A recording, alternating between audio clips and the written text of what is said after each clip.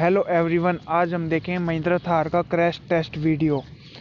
महिंद्रा ने 2 अक्टूबर 2020 को थार को इंडियन मार्केट में लॉन्च किया था। ग्लोबल एनकैप ने महिंद्रा थार का क्रैश टेस्ट किया था, जिसमें थार ने 4 स्टार रेटिंग स्कोर किए।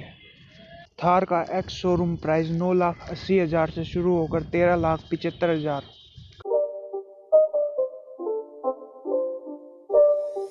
It's not a game, it's a rich thing.